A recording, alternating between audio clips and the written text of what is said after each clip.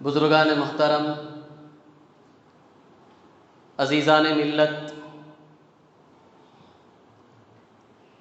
اللہ تعالیٰ نے ہم تمام کو اسلام جیسا کامل اور مکمل مذہب عطا فرمایا ہے۔ اس کی نظیر پورے عالم میں ڈھونڈنے اور تلاش کرنے سے بھی ہمیں کہیں ملے گی نہیں، کیونکہ اللہ تبارک و تعالیٰ نے خود فرمایا ان الدین عند اللہ الاسلام، اللہ کو سب سے زیادہ محبوب دین وہ اسلام ہے۔ اس سے زیادہ محبوب اور پسندیدہ اور اچھا مذہب اللہ نے پیدا ہی نہیں کیا ہے، تو پھر دنیا میں ہمیں کہاں سے ملے گا؟ ایسا مبارک، پاکیزہ، کامل، مکمل مذہب اور دین اللہ نے ہم سب کو عطا فرمایا، جس مذہب میں ہم سب کے لیے ہماری پوری زندگی کے گوشے گوشے میں، زندگی کے ہر لمحے میں رہنمائی ہے، رہبری ہے، تعلیمات ہیں کہ ہماری زندگی کا ہر پہلو ہمیں کس طرح گزارنا چاہیے۔ شریعت نے مکمل رہبری اور رہنمائی فرمائی ہے ہماری۔ چنانچہ بزرگان محترم، آپس میں ہمارے ایک دوسرے کے تعلقات، بھائی چارگی، اور پھر ایک دوسرے کے تئیں ایک دوسرے کے تعلق سے ہمارے دلوں میں محبت، الفت، پیار پیدا کرنے کی شریعت میں بڑی اہمیت ہے اور اہمیت دلائی گئی ہے کہ تمہارے تعلقات آپس میں اچھے ہونے چاہیے، بھائی بھائی کی طرح تمہیں زندگی گزارنی چاہیے، ہر ایک کے دل میں دوسرے کی محبت ہونی چاہیے، پیار ہونا چاہیے۔ اس کی شریعت میں بڑی تاکید فرمائی، اور اس کے لیے شریعت نے ہمیں بہت ہی قیمتی جوہر، بہت ہی انوکھی انمول چیز جو شریعت نے ہمیں عطا فرمائی ہے، وہ ہے سلام۔ اس سلام کے ذریعے سے تمہارے تعلقات استوار ہوں گے، اچھے ہوں گے۔ اگر بگڑ بھی گئے ہیں، خراب بھی ہو چکے ہیں، تو پھر سدھر جائیں گے، سمجھ جائیں گے۔ اسی سلام کے ذریعے سے تم دشمن ہو لیکن آپس میں بھائی بھائی بن جاؤ گے۔ اسی سلام کے ذریعے سے ایک دوسرے کی نفرت جو تمہارے دلوں میں پیدا ہو چکی ہے، وہ نفرت اللہ تبارک و تعالی محبت اور پیار میں بدل دیں گے۔ ایک ایسی قیمتی چیز ہے، انمول ہیرا ہے جو اسلام نے ہم سب کو دیا ہے۔ آج اسی سلام کے عنوان پر آپ حضرات کے سامنے مجھے شریعت کی روشنی میں اور ہمارے معاشرے کے اس ماحول کے اعتبار سے چند باتیں عرض کرنی ہیں۔ سب سے پہلے ایک حدیث ابو داؤد شریف کی، جس میں اللہ کے رسول صلی اللہ علیہ وسلم نے ایک خدشہ اس امت کے بارے میں، ایک خوف اس امت کے بارے میں، ایک ڈر اس امت کے بارے میں جو پیش کیا ہے، وہ پہلے ہم سنیں۔ اللہ کے رسول صلی اللہ علیہ وسلم نے فرمایا کہ پچھلی امت کا ایک مرض تم میں داخل ہو جائے گا۔ جو ہم سے پہلے جو امتیں گزری ہیں، ان کی ایک بڑی بیماری حضور صلی اللہ علیہ وسلم کہتے ہیں تمہارے اندر داخل ہو جائے گی، یہ امت میں عام ہو جائے گا۔ حضور صلی اللہ علیہ وسلم نے فرمایا وہ مرض حسد اور بغض ہے۔ یہ پچھلی امتوں میں یہ بیماری تھی، یہ بیماری میری اس امت میں بھی داخل ہوگی، اس کا مجھے بڑا ڈر ہے، خوف ہے۔ کیوں؟ اس لیے کہ یہ حسد اور بغض یہ کوئی معمولی بیماری نہیں ہے۔ خود حدیث میں حضور صلی اللہ علیہ وسلم نے اس کے جو اثرات ہماری زندگی پر، ہمارے دین پر، ہماری دنیا اور آخرت پر پڑیں گے، اسے صاف الفاظ میں سمجھایا اللہ کے رسول صلی اللہ علیہ وسلم نے۔ حسد، جسے ہم اپنی زبان میں جلنا کہتے ہیں، کسی کی بھی نعمت کو دیکھ کر ہمارے دل میں جو جلن پیدا ہوتی ہے، اسے حسد کہتے ہیں۔ کہ اس کے اچھے کپڑوں کو دیکھ کر، اس کی خوبصورتی کو دیکھ کر، اس کے اچھی تجارت کو دیکھ کر، اس کے اچھے مکان کو دیکھ کر، اس کی اچھی گاڑی کو دیکھ کر، اس کی اچھی چیزوں کو دیکھ کر دل میں ایک جو جلن پیدا ہوتی ہے کہ اس کی یہ چیزیں برباد ہو جائیں، چوری ہو جائیں، ختم ہو جائے، نقصان ہو جائے۔ یہ جو کیفیت ہمارے دل میں پیدا ہو رہی ہے دوسروں کی نعمتوں کو دیکھ کر، اسے حسد کہتے ہیں۔ اللہ ہم سب کی حفاظت فرمائے، پوری امت مسلمہ کی حفاظت فرمائے۔ اس بیماری میں اکثر لوگ مبتلا ہیں آج۔ غیروں کی چیزوں کو دیکھ کر نہیں، اپنے خاندان رشتہ داروں کی چیزوں کو دیکھ کر نہیں، خود سگے بھائی کی چیزوں کو دیکھ کر بھی ہم جلتے ہیں، برداشت نہیں ہوتا۔ خود اپنوں کے بارے میں حسد ہے ہمارے دلوں میں، دوسروں کے بارے میں تو بات کی بات ہے، خود اپنوں کے بارے میں، اپنے سگوں کے بارے میں، اپنی سگی بہن ہے، بھائی ہے، ان کے بارے میں، ان کی چیزوں کو دیکھ کر ہمارے دلوں میں حسد پیدا ہوتا ہے۔ اسے کہتے ہیں حسد۔ دوسری چیز بغض، جسے ہم کہیں دشمنی، عداوت، یہ بھی عام ہے۔ حدیث میں حضور صلی اللہ علیہ وسلم نے فرمایا پچھلی امت میں یہ مرض تھا، حسد اور بغض، میری امت میں یہ چیز داخل ہو جائے گی۔ نقصان کیا ہوگا اس کا؟ حدیث کے الفاظ ہیں، حضور صلی اللہ علیہ وسلم نے فرمایا یہ بغض، یہ دشمنی، یہ بغض اور یہ دشمنی مونڈ کر رکھ دینے والی ہے۔ حضور صلی اللہ علیہ وسلم نے آگے خود حدیث میں اس کی وضاحت فرمائی۔ مونڈ کر رکھ دینے کا مطلب یہ مت سمجھو کہ تمہارے بالوں کو مونڈ دے گی، نہیں، حضور صلی اللہ علیہ وسلم نے فرمایا تمہارے دین کو مونڈ کر رکھ دے گی، پورے دین کے جو نیک اعمال تم نے کیے ہیں وہ سب برباد ہو جائیں گے، ملیا میٹ ہو جائیں گے۔ یہ ایک بیماری کا اثر پڑے گا، تمہارے پورے دین پر پڑے گا، تمہارے پورے نیک اعمال پر پڑے گا۔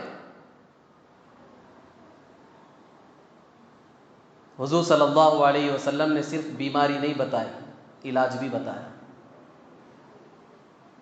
اسی حدیث میں حضور صلی اللہ علیہ وسلم نے فرمایا اس ذات کی قسم جس کے قبضے میں میری جان ہے، تم اس وقت تک جنت میں داخل نہیں ہو سکتے جب تک کہ تم مومن نہ ہو جاؤ۔ پھر فرمایا تم اس وقت تک مومن نہیں ہو سکتے جب تک کہ تمہارے آپس میں پیار محبت نہ پیدا ہو جائے، تمہارے دلوں میں ایک دوسرے کے تعلق سے پیار محبت نہ پیدا ہو جائے، اس وقت تک تم مومن بھی نہیں ہو سکتے۔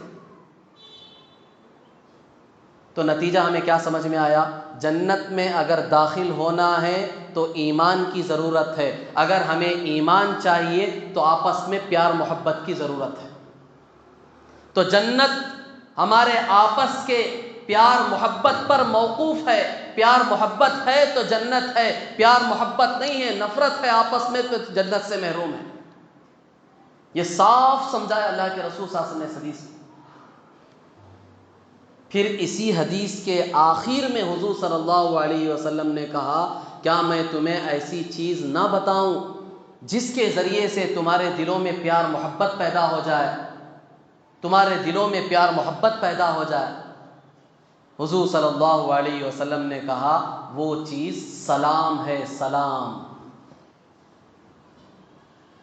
کتنا آسان علاج حضور صلی اللہ علیہ وسلم نے دیا ہمیں کہ اس سلام کے ذریعے سے تم جنت حاصل کر سکتے ہو۔ یہ نہیں کہا کہ جنگلوں میں چلے جاؤ، پہاڑوں غاروں میں جا کر 20 سال کا عرصہ گزارو جبھی تمہیں جنت ملے گی، نہیں۔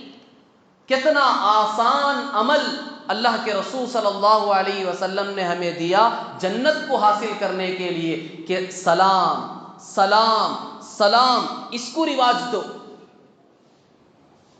آپس میں پیار محبت پیدا ہوگی جس سے تمہارا ایمان کامل ہوگا، پھر اس کے نتیجے میں اللہ تمہیں جنت عطا فرمائے۔ یہ پوری حدیث کا خلاصہ۔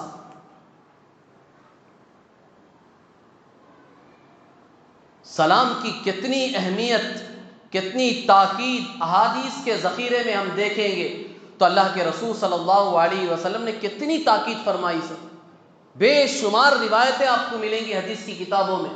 جگہ جگہ اللہ کے رسول صلی اللہ علیہ وسلم نے سلام کی ترغیب دلائی ہے، سلام کی تاکید فرمائی ہے، سلام کا حکم دیا ہے۔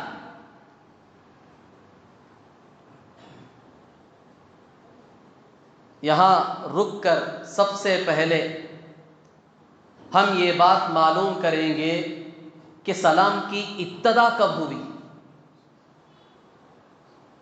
سلام کی ابتدا کب ہوئی۔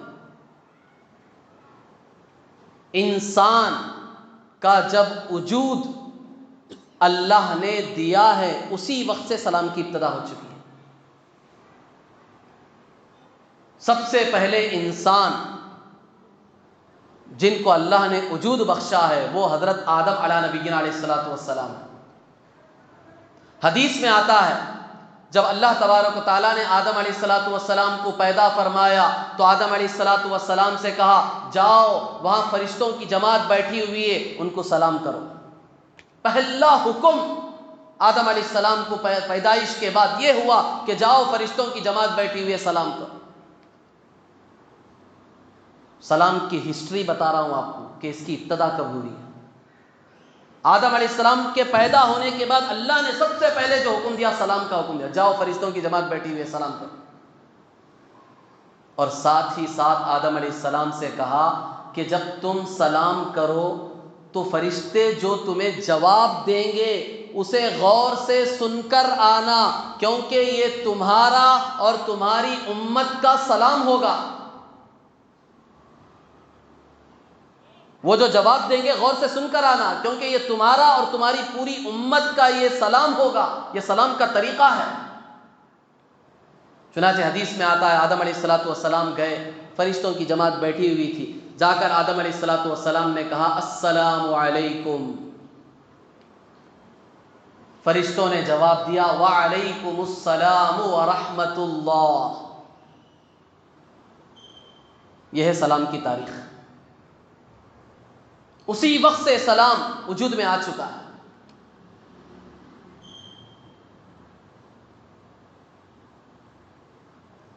ہر قوم، ہر مذہب، ہر ملت میں سلام کا رواج بہت پہلے سے چلا آ رہا ہے۔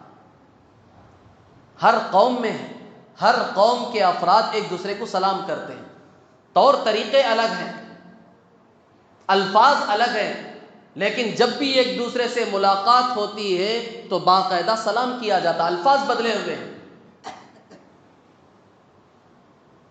بعض لوگ جب بھی ملاقات کرتے ہیں تو کہتے ہیں ہیلو، جیسے آج ہم سب کا بھی یہ رواج پڑ چکا ہے، فون میں جب بھی ملاقات ہوتی ہے تو پہلا لفظ ہماری زبان سے جو نکلتا ہے وہ ہیلو نکلتا ہے۔ بدقسمتی کی بات ہے ہم سب کے لیے، ایک مسلمان ہو کر ہماری زبان سے یہ الفاظ نکل رہے ہیں،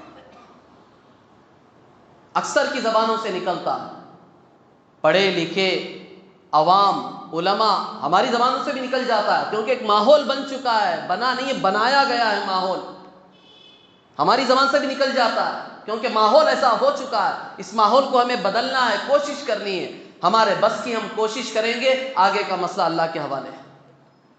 اس رواج کو ہمیں ختم کرنا ہے۔ تو بہت سارے لوگ جب آپس میں ملاقات ہوتی ہے تو ہیلو کا لفظ استعمال کرتے ہیں، اور بعض لوگ جس طرح ہمارے اس ملک میں ہمارے غیر مسلم بھائی ہیں، جب ان کی آپس میں ملاقات ہوتی ہے یا وہ ہم سے بھی کبھی ملاقات کرتے ہیں تو وہ اپنے الفاظ استعمال کرتے ہیں، نمستے کا لفظ استعمال کرتے ہیں یا نمسکار کا لفظ استعمال کرتے ہیں۔ اور انگریزی داز طبقہ ہے ان کے یہاں بھی مستقل الفاظ ہیں. صبح کے لیے گڈ مارننگ، دوپہر کے لیے گڈ آفٹر نون، شام کا وقت ہوتا ہے تو گڈ ایوننگ، پھر رات کا وقت ہوتا ہے تو گڈ نائٹ. عام طور پر یہ 4 الفاظ ان کے یہاں بھی استعمال ہوتے ہیں. اور اسلام کے آنے سے پہلے زمانے جاہلیت میں بھی عربوں میں بھی سلام کا رواج تھا. ان کے یہاں بھی بہت سارے الفاظ استعمال کیے جاتے تھے جو آج بھی بعض عرب استعمال کرتے ہیں. حیاک اللہ، اللہ تعالیٰ تمہیں زندہ رکھے. تو جب دوسرا آدمی سنے گا تو اس کا جواب کہے گا انعم اللہ بک عینا، اللہ تمہاری آنکھیں ٹھنڈی رکھے، خوشحال رکھے. انعم صباحا، اللہ تمہاری صبح اچھی کرے. اردو کا طبقہ بھی استعمال کرتا ہے، صبح بخیر، تمہاری صبح اچھی ہو. شام بخیر، تمہاری شام اچھی ہو. تو ہر قوم میں، ہر مذہب میں، ہر ملت میں آپ کو سلام کے الفاظ ملیں گے، لیکن الگ الگ ملیں گے. لیکن اسلام نے ہمیں ایک ایسا پیارا جملہ دیا سلام کے لیے. جب بھی تم آپس میں ملاقات کرو، چاہے آمنے سامنے تمہاری ملاقات ہو، چاہے فون کے ذریعے سے تمہاری ملاقات ہو، چاہے آج کل آن لائن انٹرنیٹ کے ذریعے سے، ویڈیو کالنگ کے ذریعے سے تمہاری ملاقات ہو، تو سب سے پہلے تمہیں سلام کو استعمال کرنا ہے. اس کے لیے جو جملے، جو الفاظ اسلام نے دیے ہیں، خدا کی قسم اس میں جو نورانیت ہے، اس میں جو روحانیت ہے، اس میں جو برکتیں ہیں، اس میں جو رحمتیں ہیں، خدا کی قسم کسی قوم کے سلام میں وہ نعمتیں تمہیں نہیں ملیں گی. ان کے سلاموں کے الفاظ دیکھیں آپ، چاہے وہ عرب کا سلام ہو، چاہے وہ غیر مسلم بھائیوں کا سلام ہو، چاہے وہ انگریزیدہ طبقے کا سلام ہو، وقتی طور پر آپ کو دعا دی جا رہی ہے گڈ مارننگ، تمہاری صبح اچھی ہو. دوپہر میں تمہارا کچھ بھی ہو جائے مجھے فرق نہیں پڑے گا، وہ تو تمہیں صرف صبح کی دعا دے رہا ہے، تمہاری صبح اچھی ہو جائے. گڈ آفٹر نون، تمہارا دوپہر کا وقت اچھا گزرے، عصر میں تم جہاں بھی جاؤ مجھے کچھ لینا دینا نہیں. گڈ ایوننگ، تمہاری شام اچھی ہو جائے، تمہارا 5 بجے کا وقت، تمہارا 7-8 بجے کا وقت یہ اچھا رہے، رات میں تمہاری وفات ہو جائے مجھے کچھ فرق پڑنے والا نہیں. یہ باقاعدہ اس کے معنی ہیں، ہم سمجھتے نہیں ہیں. آج تو ہمارا مسلم طبقہ بھی انہی الفاظ کے کہنے پر فخر محسوس کرتا ہے. یہ معاشرے کی ایک تہذیب بن چکی ہے، غیروں کی کیا خود مسلمانوں کی ایک تہذیب بن چکی ہے. اچھا خاصا دیندار ہے، لیکن وہ ملاقات کر رہا ہے تو اس کی زبان پر بھی یہی الفاظ ہیں. کبھی ہم نے سوچ کر دیکھا کہ ان الفاظ کے کیا معنی ہیں، اس کے کیا مطلب ہیں، اس کا کیا فائدہ ہے دنیا اور آخرت میں ہمارے لیے، اور اسلام نے جو ہمیں سلام دیا اس کا کیا فائدہ ہے، اس کے کیا معنی ہیں. اسلام نے کیا بہترین سلام دیا ہمیں، السلام علیکم ورحمۃ اللہ وبرکاتہ. تم سب پر اللہ کی طرف سے سلامتی ہو. سلامتی کے معنی جانتے ہو؟ سلامتی کا معنی ہر برائی سے، ہر شر سے، ہر پریشانی سے، ہر مصیبت سے اللہ تمہاری حفاظت فرمائے. صرف صبح کو نہیں، صرف دوپہر کو نہیں، صرف شام کو نہیں، صرف رات کو نہیں، زندگی بھر. صرف ایک جملے میں کیا نورانیت ہے، کیا طاقت ہے، کیا نعمتیں اللہ نے چھپا کر رکھی ہیں. السلام علیکم. اس کے بعد آگے فرمایا ورحمۃ اللہ، تم پر اللہ کی رحمتیں ہوں. کون اس کا محتاج نہیں ہے آج مسلمان میں؟ کیا اللہ کی رحمت کے ہم محتاج نہیں ہیں؟ کائنات کا ہر ذرہ اللہ کی رحمت کا محتاج ہے. سارے انبیاء اللہ کی رحمت کے محتاج ہیں. تو پھر میرے اور آپ کا کیا حال ہے؟ ہم میں سے ہر ایک اللہ کی رحمت کا محتاج ہے. سلام میں ہمیں یہ جملہ سکھایا گیا، یہ دعا بتلائی گئی کہ تم رحمت کی دعائیں دو ایک دوسرے کو. پھر آگے کہا وبرکاتہ، اور اللہ تعالیٰ کی برکتیں تمہارے اوپر نازل ہوں. اب بتاؤ اس اسلام کے سلام میں کیا نعمتیں ہیں. اللہ اکبر، اس کی کیا شان ہے، کوئی اندازہ لگا سکتا؟ کیا خزانے اسلام نے صرف ایک سلام میں چھپا کر رکھے.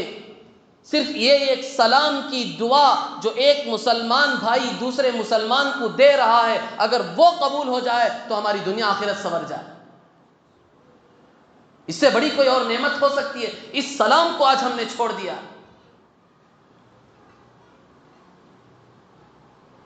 اللہ کے رسول صلی اللہ علیہ وسلم نے جب مصعب بن عمیر رضی اللہ تعالی عنہ کو دین کی دعوت کے لیے مدینۃ المنورہ بھیجا، سب سے پہلے ان کو بھیجا۔ حضور صلی اللہ علیہ وسلم ابھی ہجرت کر کے نہیں گئے، ابھی مسلمان ہجرت کر کے نہیں گئے مدینہ، سب مکے میں ہیں، تکلیفیں برداشت کر رہے ہیں، قربانیاں دے رہے ہیں۔ مصعب بن عمیر رضی اللہ تعالیٰ عنہ کو مدینہ بھیجا، جاؤ تم دین کی دعوت و تبلیغ کا کام کرو۔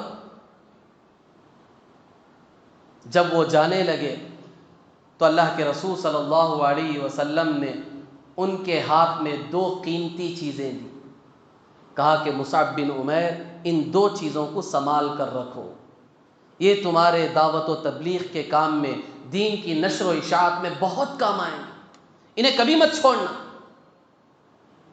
اللہ کے رسول صلی اللہ علیہ وسلم نے فرمایا، مصعب بن عمیر افشوا السلام اطعموا الطعام، سلام کو خوب پھیلاؤ، کیونکہ تم ایک اجنبی جگہ جا رہے ہو، کوئی تمہیں وہاں جانتا نہیں ہے، کوئی تمہیں وہاں پہچانتا نہیں ہے، وہاں دین کا کام کرنا تمہارے لیے بہت مشکل ہوگا،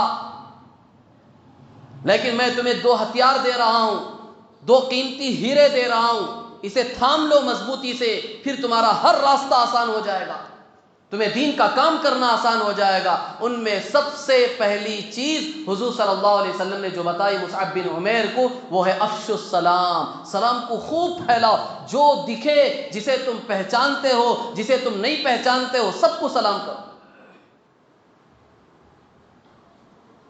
اور دوسری چیز اللہ کے رسول صلی اللہ علیہ وسلم نے فرمائی اطعموا الطعام، کھانا کھلاؤ لوگوں کو، اس سے بھی لوگ تمہارے قریب ہوں گے، قربت پیدا ہو۔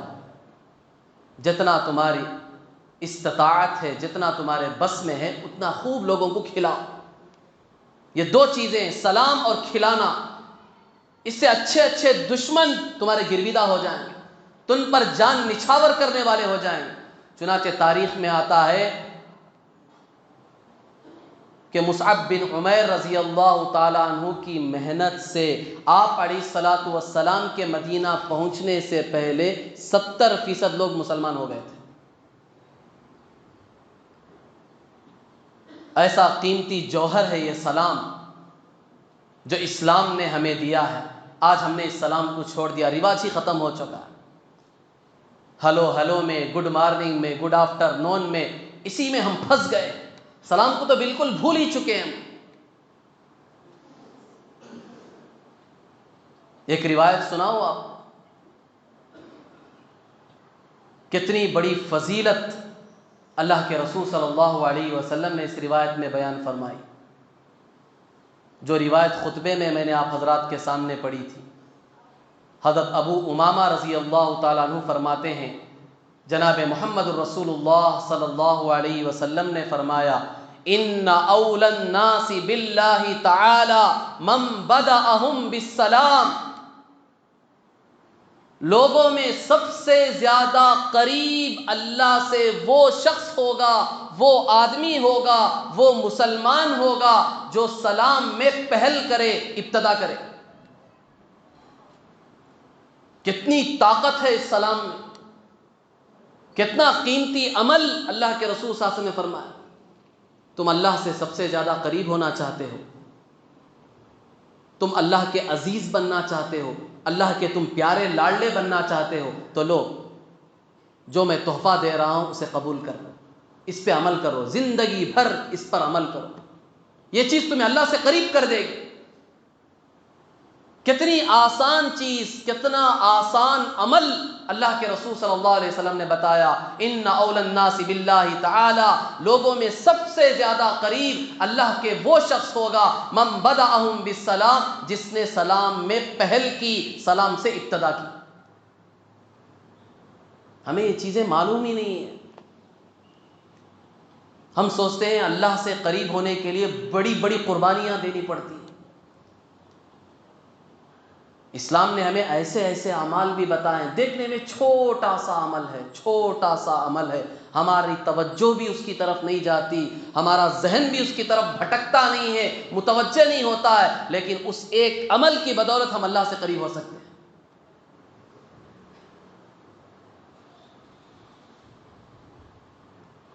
اللہ کے رسول صلی اللہ علیہ وسلم نے یہ قیمتی عمل بتایا کہ دیکھو اسے لے لو، اللہ سے سب سے زیادہ قریب ہو جاؤ۔ سلام کی بڑی فضیلتیں جیسا کہ اس روایت میں معلوم ہوا ہے، سلام کرنے والا اللہ سے سب سے زیادہ قریب ہوتا ہے، اور اسی لیے سنت طریقہ بھی یہی ہے کہ آدمی کو چاہیے کہ سلام میں پہل کرے، ابتدا کرے، آگے بڑھ کر سب سے پہلے سلام کرے، اس لیے کہ اس میں دو ثواب ہیں،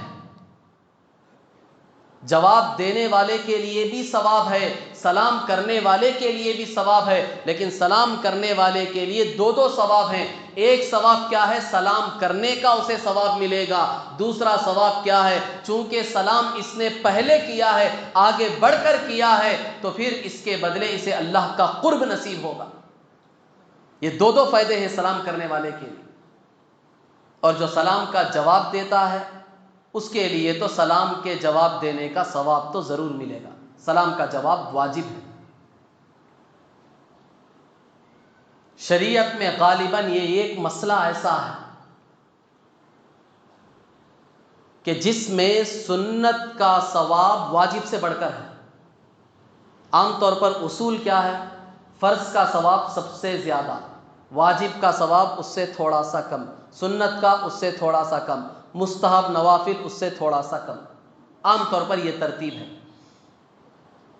لیکن یہ عمل سلام کرنا سنت ہے، سلام کا جواب دینا واجب ہے، لیکن ثواب کس میں زیادہ ہے؟ سلام کرنا جو سنت ہے اس میں ثواب زیادہ ہے، سلام کا جواب دینا جو واجب ہے اس میں بھی ثواب ہے، لیکن اس سے زیادہ نہیں ہے ثواب، کیونکہ اس میں دو ثواب ہیں، ایک تو سلام کرنے کا بھی ثواب ہے اور دوسرا اللہ سے قرب کا ذریعہ بھی بن رہا ہے۔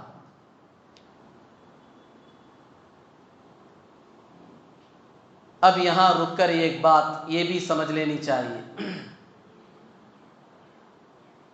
کہ ہمیں کن لوگوں کو سلام کرنا چاہیے اور کن لوگوں کو سلام نہیں کرنا چاہیے، اور کس کس موقع پر ہمیں سلام کرنا چاہیے اور کس کس موقع پر ہمیں سلام نہیں کرنا چاہیے۔ تو سب سے پہلی بات کہ ہمیں کن لوگوں کو سلام کرنا چاہیے، حدیث میں خود اس کی ترتیب بتائی گئی ہے کہ چھوٹا آدمی بڑے آدمی کو سلام کرے۔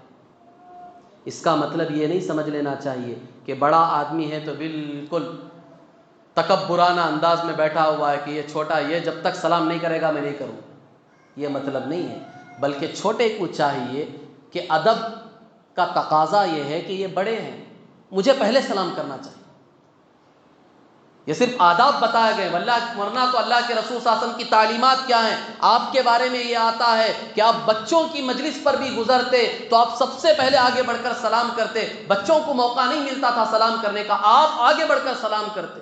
جو فخر رسول ہیں، تمام انبیاء کے سردار ہیں، اس پوری کائنات کا لب لباب ہیں، اللہ کے محبوب ہیں، اتنا اونچا مقام ہونے کے باوجود بچے جو کھیل رہے ہیں ان کے پاس سے آپ گزر رہے ہیں تو آپ پہل کر کے سلام کرتے۔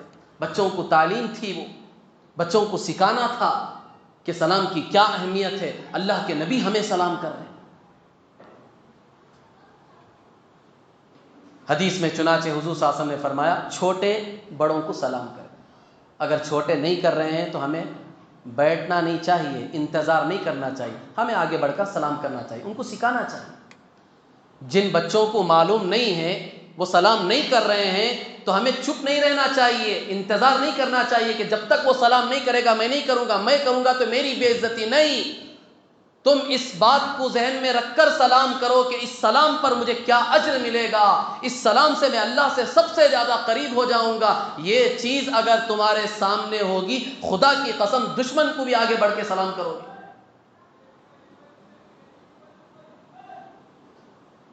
چنانچہ حضور صلی اللہ علیہ وسلم نے کہا کہ چھوٹے بڑوں کو سلام کریں۔ پھر جو آدمی سوار ہے سواری پر، چاہے وہ سائیکل چلا رہا ہو، چاہے وہ 2 ویلر چلا رہا ہو، چاہے وہ 4 ویلر چلا رہا ہو، جو آدمی سوار ہے وہ پیدل چلنے والے کو سلام کرے۔ یہ آداب بتائے۔ پیدل چلنے والا سوار کو نہیں کرے گا، اس لیے کہ پیدل چلنے والا سوار کو سلام کرے گا تو اس کے اندر تکبر پیدا ہوگا، میں بڑی گاڑی میں ہوں، بڑا آدمی ہوں، وہ مجھے سلام کرے۔ ادب بتایا، تم اسے سلام کرو تاکہ تمہارے دل کے اندر کا تکبر ختم ہو۔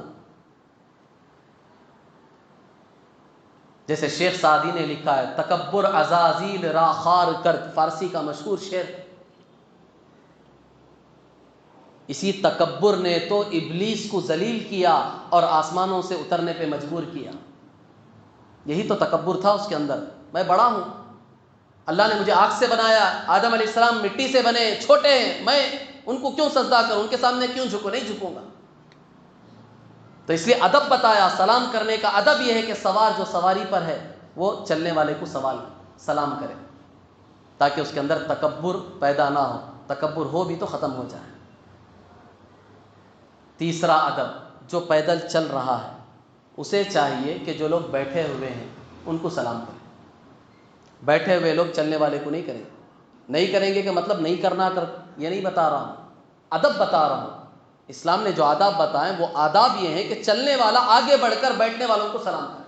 اگر چلنے والا نہیں کر رہا ہے، تکبر گھمنڈ سے جا رہا ہے، تو آپ کو چاہیے کہ آپ آگے بڑھ کر سلام کریں۔ ادب اور طریقہ یہ ہے کہ چھوٹا بڑے کو سلام کرے، سوار پیدل کو سلام کرے اور پیدل بیٹھنے والوں کو سلام کرے۔ اسی طرح چھوٹی جماعت بڑی جماعت کو سلام کرے۔ 2 آدمی آپ جا رہے ہیں، 3 آدمی آپ چل کر جا رہے ہیں، سامنے سے 8-10 آدمی آ رہے ہیں، تو 2 میں سے پہلے کون سلام کرے گا؟ ادب یہ ہے کہ جو 2-3 افراد ہیں وہ اس بڑی جماعت کو جس میں 8-10 افراد ہیں ان کو سلام کرے۔ یہ آداب بتائے۔ پھر اسی طرح کوئی آدمی مجلس میں آئے تو سب کو سلام کرنے کی ضرورت نہیں، ایک مرتبہ زور سے سلام کر دے کافی ہے، ہر ایک کے لیے الگ الگ سلام کرنے کی ضرورت نہیں، ایک مرتبہ آ کر سلام کر دے کافی ہے۔ تو سننے والوں میں سے کوئی ایک شخص بھی اگر جواب دے دے تو کافی ہو جائے گا، سب کو جواب دینے کی ضرورت نہیں۔ تو سلام ان لوگوں کو کرنا چاہیے، اور جو ہمارے محرم ہیں، جن سے ہمارا نکاح نہیں ہو سکتا، ان کو بھی سلام کرنا چاہیے۔ تو یہ سلام کرنے کی یہ فہرست ہے۔ ہمارے مسلمان جو بھی ہیں ان کو ہم سلام کریں گے، مردوں کو سلام کریں گے، ان میں ترتیب بتائی، اور عورتوں کو بھی سلام کر سکتے ہیں جو ہمارے محرم ہیں، جن سے ہمارا نکاح نہیں ہو سکتا، ماں ہے، بیوی ہے، بہن ہے، بیٹی ہے، خالہ ہے، پھوپھی ہے، ان سے ہمارا نکاح نہیں ہو سکتا تو ان کو ہم سلام کریں۔ اور کن لوگوں کو سلام نہیں کرنا چاہیے اس کی بھی ایک فہرست ہے۔ مسلمانوں میں وہ شخص جو کھلم کھلا اسلام کی دھجیاں اڑا رہا ہے، کھلم کھلا شراب پی رہا ہے، کھلم کھلا سود کا کاروبار کر رہا ہے، کھلم کھلا اسلام کا مذاق اڑا رہا ہے، ایسے آدمی کو سلام کرنا جائز نہیں۔ وہ سلام کا مستحق نہیں ہے، وہ کہ آپ اسے دعائیں دے رہے ہیں، وہ اسلام کی دھجیاں اڑا رہا ہے، اسلام کا مذاق اڑا رہا ہے، سنتوں کا مذاق اڑا رہا ہے، کھلم کھلا اسلام کی مخالفت کر رہا ہے، اسے ٹھٹا بنا کر رکھا ہے اسلام کو اس نے، تو ایسے آدمی کو آپ سلام نہیں کریں۔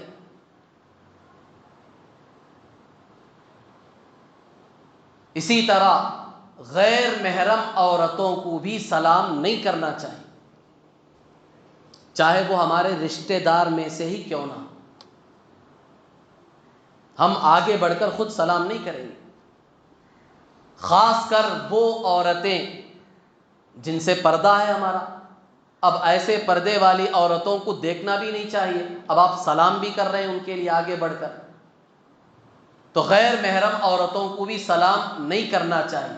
ہاں کچھ بڑی عمر کی ہیں جنہیں دیکھ کر ہمارے اندر ہیجان نہ پیدا ہوتا ہو، کوئی فتنے میں مبتلا ہونے کا اندیشہ نہیں ہے، تو ایسی عورتوں کو سلام کرنے کی اجازت ہے، کیونکہ سلام سے محبت پیدا ہوتی ہے۔ جیسا کہ شروع حدیث میں نے آپ کے سامنے ابو داؤد شریف کی روایت بیان فرمائی، حضور صلی اللہ علیہ وسلم نے دلوں میں محبت پیدا کرنے کے لیے ایک کیمیائی نسخہ جو ہمیں عطا فرمایا وہ سلام ہے، کہ اس سے تمہارے دلوں میں محبت پیدا ہو۔ تو پھر یہ بات ہمیں اچھی طرح سمجھ میں آ گئی، جو رشتہ دار بھی نہیں ہیں اور غیر محرم بھی اجنبی عورتیں ہیں، ان کو تو بالکل سلام نہیں کرنا چاہیے، اور وہ اگر سلام کریں تو ہمارے ذمے جواب واجب نہیں ہے، ورنہ تو عام حالات میں جو سلام کرے تو اس کا جواب دینا واجب ہے، ورنہ گنہگار ہوں گے۔ لیکن یہ جو دین میں فتنہ پیدا کرنے والا ہے، دین اسلام کی کھلم کھلا دھجیاں اڑانے والا ہے، ایسا شخص، اور اسی طرح اجنبی عورتیں جو جوان ہیں وہ اگر ہمیں سلام کر رہی ہیں تو ان کا جواب دینا بھی واجب نہیں، ان کا جواب دینا ہمارے ذمے نہیں ہے۔ اسی طرح غیر مسلم اگر ہمیں سلام کرے، بہت سے ہیں ہمارے اس ہندوستان میں، چونکہ یہاں گنگا جمنا تہذیب جو عام طور پر بتائی جاتی ہے، مسلمان اور غیر مسلم بھائی عام طور پر مل جل کر رہتے ہیں اور بڑے پیار محبت کے ساتھ بھی رہتے ہیں۔ اب کچھ فتنہ پرور ہیں جو ان کو یہ محبت سمجھ میں نہیں آ رہی ہے، جو یہ چاہتے ہیں کہ ان کے دلوں میں نفرتیں پیدا ہو جائے، دڑارے ڈالنے کی کوشش کر رہے ہیں، آپس میں دشمنیاں پیدا کرنے کی کوشش کر رہے ہیں، ورنہ ہمارا یہ ملک ایسا نہیں تھا، ہر ایک دوسرے کے انسانیت کے ناطے کام آنے والا تھا، ہر ایک کی پریشانی اور مصیبتوں میں دکھ درد میں ساتھ دینے والا تھا۔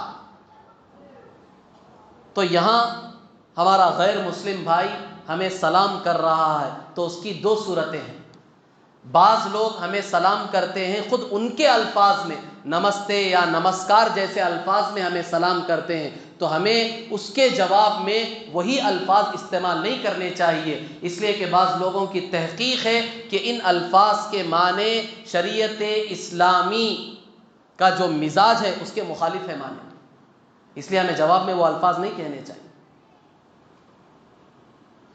آپ کوئی جملہ اپنی طرف سے بول دیں، وہ نمستے کہیں، نمسکار کہیں تو ٹھیک ہے، بہتر ہے، آپ اچھے ہیں، اس طرح کا کوئی جملہ آپ کہہ دیں، وہ الفاظ آپ کو استعمال کرنے کی کوئی ضرورت نہیں ہے۔ یا بعض ہمارے غیر مسلم بھائی ایسے ہوتے ہیں جو کھل کر وہ بھی سلام کر دیتے ہیں، السلام علیکم، کیونکہ سنتے رہتے ہیں، ملی جلی قومیں ہیں، آپس میں اٹھنا بیٹھنا، ہمارے تجارت معاملات ان کے ساتھ ہوتے رہتے ہیں، تو وہ بھی سلام کو سنتے رہتے ہیں، تو جو خاص کر غیر مسلم ہمارے سے بہت زیادہ قریب ہوتے ہیں، پڑوسی ہوتے ہیں، وہ تو کھلم کھلا سلام کرتے ہیں، السلام علیکم کہتے ہیں۔ تو شریعت کی کیا تعلیم ہے؟ تو شریعت کہتے ہے اس کے جواب دینے کے دو طریقے ہیں۔ ایک طریقہ خود ہمیں حدیث سے معلوم ہے، روایت میں آتا ہے کہ ایک مرتبہ اللہ کے رسول صلی اللہ علیہ وسلم اپنے گھر میں تشریف فرما تھے، چند یہودی آئے، آ کر انہوں نے حضور صلی اللہ علیہ وسلم کو سلام کیا۔ کن الفاظ میں سلام کیا؟ السلام علیک، لام کو حذف کر دیا، السلام علیک، جسے آپ انگلش میں یل کہتے ہیں، السلام، یل آتا ہے بیچ میں، تو انہوں نے یل کو چھوڑ دیا، انہوں نے کہا السلام علیک، سام کے معنی موت کے، بربادی کے، تو حضور صلی اللہ علیہ وسلم کو بددعا دی انہوں نے، السلام علیک، آپ پر موت آ جائے، نعوذ باللہ آپ برباد ہو جائیں۔ حضور صلی اللہ علیہ وسلم نے جواب میں کہا وعلیک، یہ جواب آپ ذہن میں رکھیں، غیر مسلموں کو جواب دینے کا یہ طریقہ، وعلیک، یہ حدیث سے ثابت ہے، حضور صلی اللہ علیہ وسلم نے کہا وعلیک۔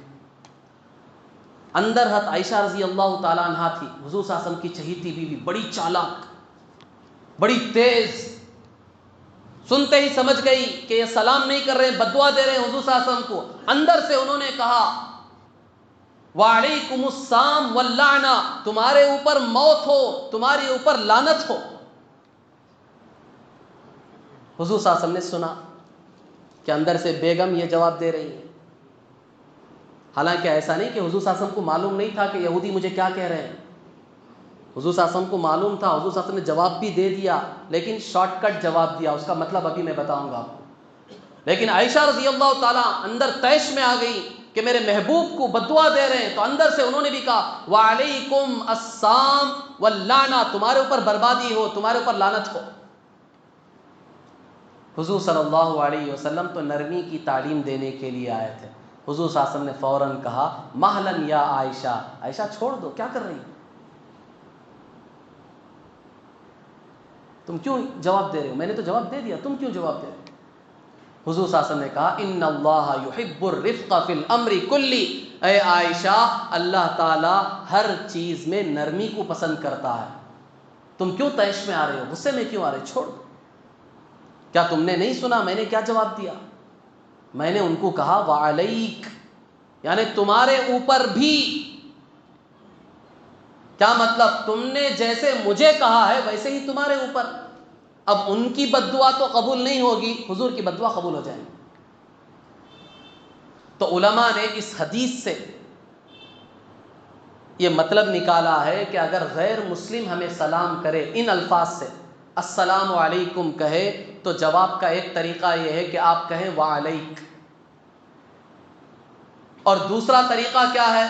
دوسرا طریقہ یہ ہے کہ آپ کہے ہداک اللہ، اللہ تمہیں ہدایت دے۔ وہ تمہیں سلامتی کی دعا دے رہا ہے، لیکن تم تو اسے سلامتی کی دعا نہیں دے سکتے، کیونکہ وہ سلامتی کا مستحق نہیں ہے، وہ تو غیر ہے، اس لیے تم اسے اللہ سے ہدایت کی دعا دو، اللہ تجھے ہدایت دے دے۔ یہ دو طریقے ہیں غیر مسلم کے سلام کے جواب دینے کے، یا تو کہو وعلیک، یا کہو ہداک اللہ، اللہ تعالیٰ تجھے ہدایت دے۔ اور پھر اسی کے ساتھ ساتھ بہت سی مرتبہ ایسا ہوتا ہے، جیسا کہ میں نے عرض کیا کہ سلام مسلمانوں کو کرنا چاہیے، غیروں کو سلام نہیں کرنا چاہیے۔ اب ہمارے یہاں ماحول چونکہ ایسا بن چکا ہے کہ خود مسلمان کو مسلمان پہچاننا مشکل ہے۔ اسلامی وہ شعائر، اسلام کی وہ علامتیں، اسلام کی وہ شان و شوکت جسے دیکھ کر ایک مسلمان دوسرے مسلمان کو پہچانتا تھا، اللہ معاف فرمائے میں کہنے پر مجبور ہوں کہ آج وہ چیزیں ہم سے ختم ہو چکی ہیں۔ سلام کرنے کے لیے ہمت نہیں ہوتی، تردد میں آ جاتے ہیں، ڈاؤٹ ہوتا ہے، شک ہوتا ہے کہ یہ مسلمان بھی ہے یا کون ہے۔ محلے میں 20 سال سے رہ رہا ہے، وہ میری گلی کے بازو گلی میں رہتا ہے، آج تک مجھے پتا نہیں ہے کہ مسلمان ہے کہ غیر ہے، کیونکہ کوئی علامت آج تک میں نے اسے دیکھی نہیں ہے، آج تک وہ مسجد میں اس نے قدم نہیں رکھا ہے، پتہ ہی نہیں، حالانکہ وہ مسلمان ہے، مجھے معلوم نہیں ہے کہ مسلمان ہے۔ کوئی علامت نہیں ہے، کوئی نشانی نہیں، نہ نماز کے لیے آتا ہے، نہ چہرے پہ اس کی کوئی علامت ہے، نہ اس کے لباس سے کچھ پتہ چل رہا، نہ کوئی ایسا عمل کرتا ہے جسے دیکھ کر یہ پہچانا جا سکے کہ یہ مسلمان ہے۔ ہم میں سے ہر ایک کو اس سے سابقہ پڑتا ہے، ہم خود محسوس کرتے ہیں، خود اپنے اپنے محلوں میں، اپنے اپنے علاقوں میں ہم محسوس کرتے ہیں اس چیز کو، شک ہوتا ہے کہ مسلمان ہے کہ نہیں، کہ سلام کرے کہ نہ کرے۔ بعض مرتبہ غیروں کا حلیہ مسلمانوں جیسا ہو جاتا ہے تو آگے بڑھ کے سلام کر دیتے ہیں، السلام علیکم ورحمۃ اللہ، بعد میں پتہ چلتا ہے کہ وہ مسلمان نہیں ہے، وہ غیر ہے۔ تو اس وقت گھبرانے کی ضرورت نہیں، سلام جو ہم نے کیا ہے، ہم نے مسلمان سمجھ کر سلام کیا ہے، اور سلام کرنے میں ہم نے پہل کی ہے، آگے بڑھ کر سلام کیا ہے، انشاءاللہ غیر بھی ہوگا ہمیں سلام کا ثواب ملے گا، کیونکہ ہم نے حدیث پر عمل کیا ہے۔ حدیث میں حضور صلی اللہ علیہ وسلم نے کہا کہ سلام میں ابتدا کرو، آگے بڑھو سلام کرنے میں۔ وہ غیر ہے، ہمیں پتہ نہیں تھا، ہم نے تو مسلمان سمجھ کر سلام کر دیا تھا، وہ غیر تھا، لیکن سلام کا ثواب ہمیں ضرور ملے گا۔ اسی طرح فون میں آج عام طور پر چونکہ یہ چیز عام ہو چکی ہے، آدمی ظاہر میں ملاقات کم کرتا ہے، فونوں کے ذریعے سے آدمی کی ملاقاتیں بہت زیادہ ہوتی ہیں۔ تو اس فون کے ذریعے سے جو ہم ملاقات کر رہے ہیں، تو اس سلسلے میں شریعت کی کیا رہبری ہے، کیا رہنمائی ہے، انشاءاللہ اس کے متعلق آئندہ جمعہ آپ حضرات کے سامنے مزید اور سلام سے متعلق بہت ساری باتیں ہیں، اور پھر اسی کے ساتھ ہو سکے تو مصافحے سے متعلق بھی میں آپ حضرات کے سامنے ساری باتیں عرض کرنے کی کوشش کروں گا۔ دعا فرمائیں کہ اللہ تبارک و تعالی صحیح معنوں میں دین کو سمجھ کر شریعت کی جو تعلیمات ہیں اس کی روشنی کے مطابق ہمیں زندگی گزارنے کی توفیق عطا فرمائے، اور سلام کو کثرت سے رواج دینے کی اللہ ہمیں توفیق عطا فرمائے۔ ہم میں سے ہر ایک دوسرے کو سلام کرے، چھوٹا بڑے کو کرے، بڑا چھوٹے کو کرے، بھائی بھائی کو کرے، بھائی بہن کو کرے، بچے ماں باپ کو کرے، ماں باپ بچوں کو کرے۔ سلام کا اتنا رواج ڈالو، اتنا رواج ڈالو کہ ہمارے گھروں میں، ہمارے مکانوں میں، ہمارے دکانوں میں، ہر جگہ اللہ تبارک و تعالیٰ کی رحمتیں برکتیں نازل ہونا شروع ہو جائیں۔ یہ سلام کا اثر ہم دیکھیں گے اگر ہم اس کو رواج دیں گے۔ ایک سنت جو عام طور پر معاشرے سے مٹتی چلی جا رہی ہے سلام کی، جیسے کہ شروع میں نے عرض کیا تھا، اس کا بدل دوسرے الفاظ نے لے لیا ہے، خدا حافظ، اللہ حافظ۔ بے شک یہ بھی اچھے الفاظ ہیں، میں منع نہیں کر رہا ہوں کہ آپ عام طور پر اچھے دیندار سلام کا لفظ چھوڑ چکے ہیں۔ وہ صرف کیا استعمال کرتے ہیں؟ خدا حافظ، اللہ حافظ، فی امان اللہ۔ بے شک اس کے اچھے معنی ہیں، اللہ حفاظت کرنے والا ہے، خدا حفاظت کرنے والا ہے، اللہ کی امان میں، اس کی حفاظت میں تم رہو، یہ اچھے معنی ہیں۔ لیکن اسلام نے جو ہمیں سلام دیا ہے اسی کو ہمیں رواج دینا ہے۔ یہ الفاظ چاہے تو آپ استعمال کریں، لیکن اس کے ساتھ ساتھ سلام بھی ہونا چاہیے۔ سلام کو چھوڑ کر تنہا ان الفاظ کا استعمال کرنا علماء نے اسے اچھا نہیں سمجھا ہے۔ اس لیے سلام کو خاص طور پر ہم رواج دینے کی کوشش کریں۔ اپنوں کو سلام کریں تو ان کو بھی ہم انہی الفاظ سے سلام کریں۔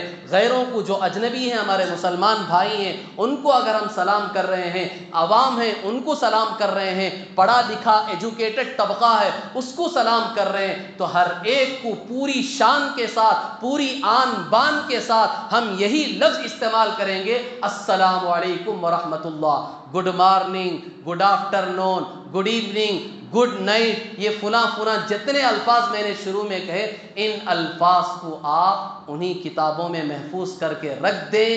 غیر مسلموں کے